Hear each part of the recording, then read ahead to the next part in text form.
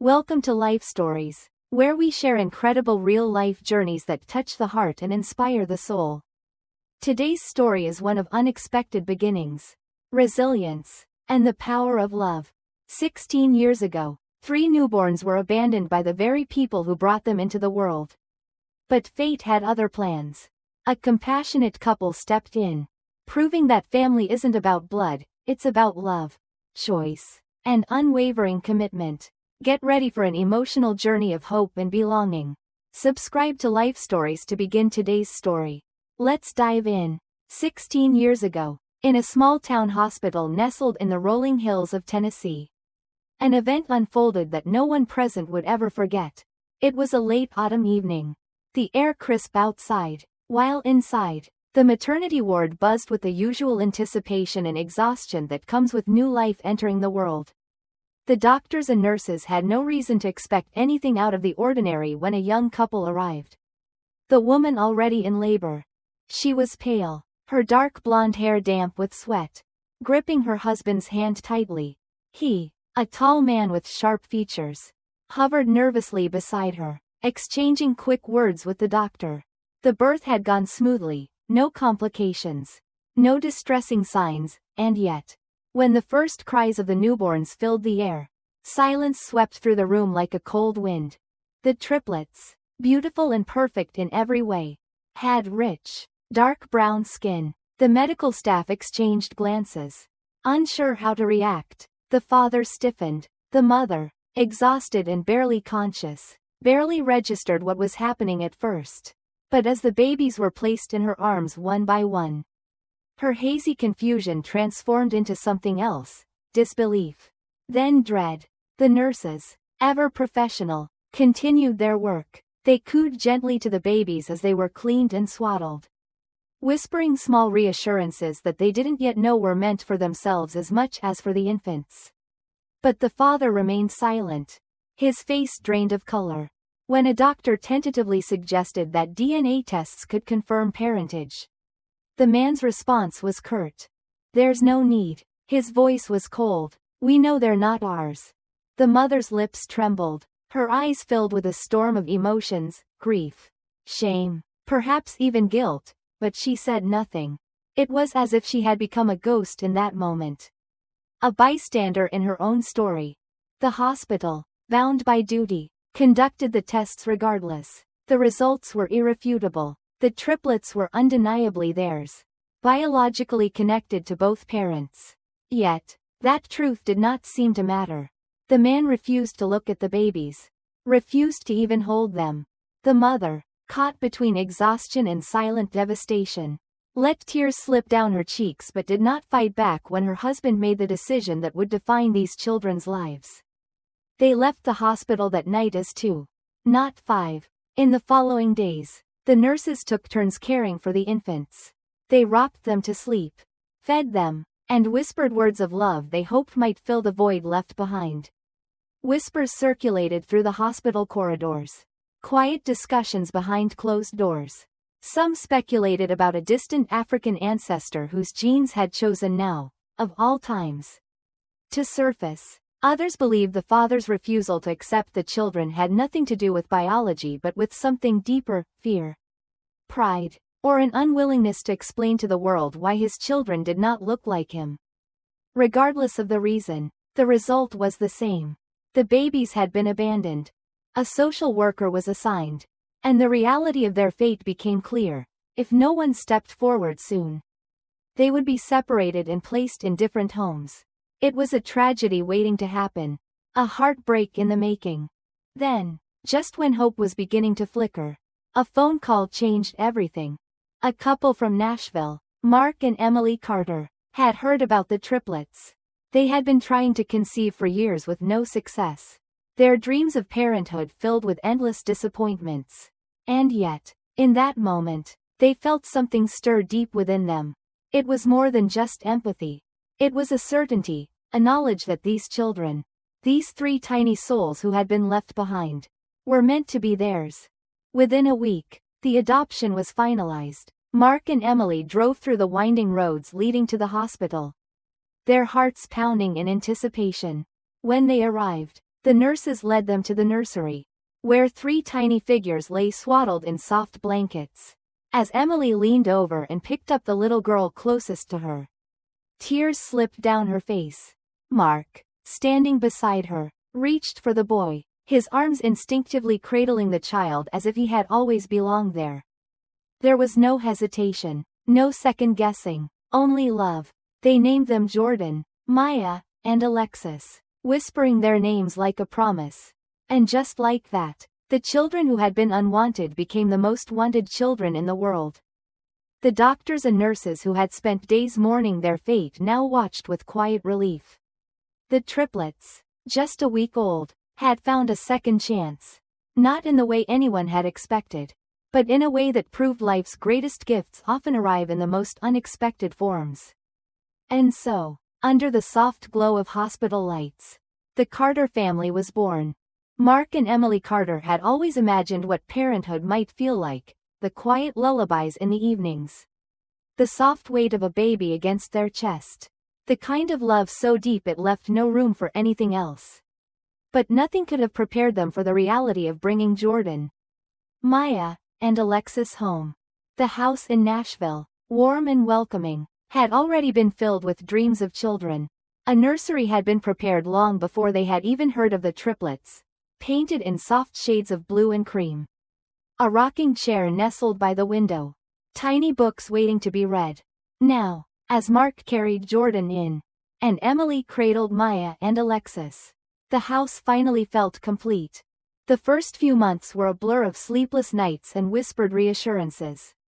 3 newborns meant constant movement, diaper changes, feedings, lullabies sung in exhausted harmony. But for all the chaos, there was a peace that settled into their hearts. These were their children. Biology had nothing to do with it. Yet, outside their home, not everyone saw it that way. At first, the glances were subtle. A raised eyebrow at the grocery store, a lingering look at the playground. But as the children grew, so did the questions. Are they yours? Some would ask, their eyes filled with curiosity rather than malice. Where did they come from? Others, less tactful, simply asked, why don't they look like you? Emily, patient as ever, would smile and say, they're ours in every way that matters. Mark, protective and direct, would respond, because love doesn't have to match. Still, not everyone understood. Family gatherings were the hardest at first. Some relatives, though polite, struggled to hide their unease. Mark's father, a man set in his ways, had taken him aside one evening and said, "Are you sure about this? People are going to talk." Mark had held his father's gaze, unwavering. Let them, because for every skeptical glance, there were 10 moments of pure love. The way Jordan clung to Emily's hand when he took his first steps. The way Maya laughed, deep, belly-aching laughs, when Mark tickled her. The way Alexis, even as a baby, would reach for them with complete trust. By the time the triplets were toddlers, their personalities had begun to shine. Maya, the quietest of the 3, would sit for hours listening to music, her tiny fingers tapping along to the rhythm. Emily had a feeling she'd grow up to love the violin. And she was right. Alexis, on the other hand, was a force of nature, climbing trees before she could properly run, chasing butterflies in the backyard, her laughter echoing through the neighborhood.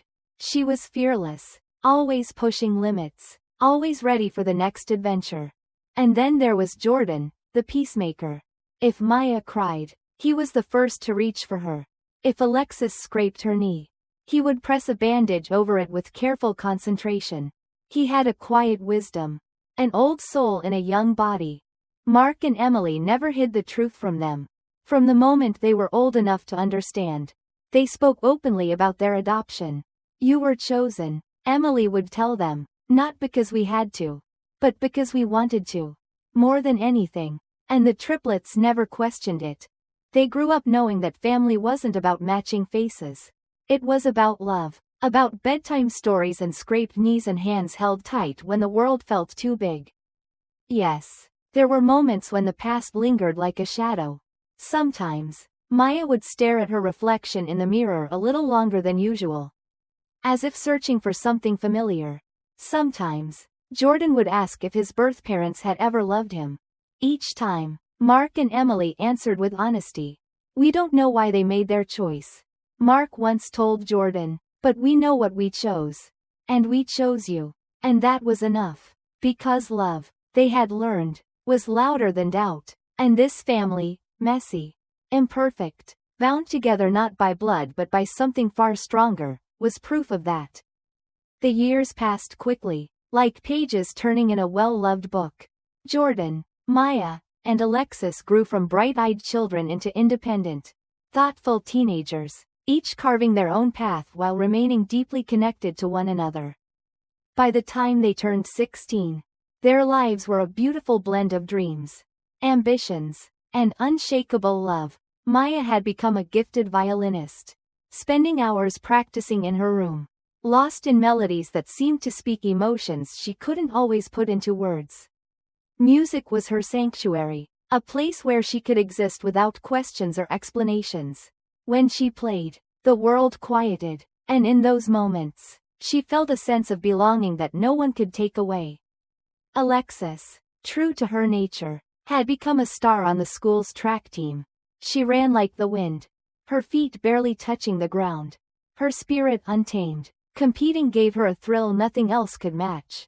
She was fierce, unstoppable, always reaching for the next finish line, both on the track and in life. And Jordan, steady and dependable, had developed a passion for robotics.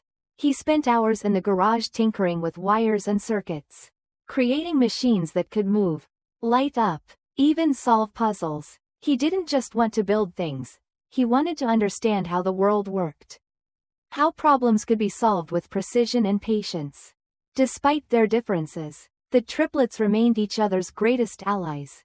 They shared secrets in whispered conversations late at night, defended one another fiercely when needed, and found comfort in the unspoken understanding that came with being a family unlike any other.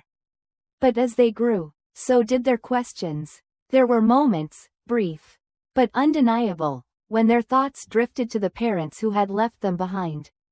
It wasn't longing, exactly, but curiosity. Who were they? Where were they now? Did they ever wonder about the 3 children they had abandoned all those years ago? One evening, as they sat on the porch watching the Tennessee sunset, Maya finally voiced what they had all thought at some point. "Do you ever think about them?" she asked, her fingers absently tracing the violin case beside her. Jordan hesitated before answering. "Sometimes, but I don't think about them the way I think about Mom and Dad." "It's different." Alexis, arms wrapped around her knees, shrugged. "I don't need them. They didn't want us. And we don't need them now." Maya nodded, but her expression was distant. "I just wonder if they ever regret it." Their adoptive parents had always been open with them, had never tried to erase the past. Mark and Emily had always said the same thing. "If you ever want to search for them, we'll support you, but just remember, you were never abandoned by us." That truth had always been their anchor. And their community, once skeptical of a white couple raising 3 black children, had come to embrace them. Over the years, acceptance had replaced curiosity. Love had replaced doubt. People no longer saw them as an anomaly but as a family bound by something deeper than genetics. Now, as adulthood loomed ahead, they faced a new kind of uncertainty, the future. College applications, career choices, and the inevitable changes that come with growing up. But no matter what lay ahead, one thing was certain. Family wasn't just about blood. It was about love, about the people who stood by you, who chose you, who made a promise and never broke it. And in that moment, as the sun dipped below the horizon, they knew they had already found everything they needed. As the triplets stood together on the edge of adulthood, they realized something profound. Life had given them not just a family but a story worth telling. A story of love, resilience, and the truth that family is not defined by DNA but by the people who choose to stand by you. Their journey had not been simple. From an unexpected birth to the pain of abandonment. From the warmth of a second chance to the strength they found in one another. Every moment had shaped them into who they were. They had faced questions, doubts, and the weight of their past. But through it all, they had remained a family. Mark and Emily had taught them that love is a choice, one made not out of obligation, but out of the deepest kind of devotion. And as Jordan, Maya, and Alexis prepared to step into the next chapter of their lives, they carried that love with them. Perhaps one day they would seek out their biological parents. Perhaps not. But one thing was certain: they were not defined by what had been lost, but by what had been found. Their story was proof that family isn't just about where you come from, it's about where you belong. And they belong together. If you were moved by this story, don't forget to subscribe to Life Stories for more incredible, real-life journeys of love, resilience, and hope. Stay with us for the next story that just might change the way you see the world.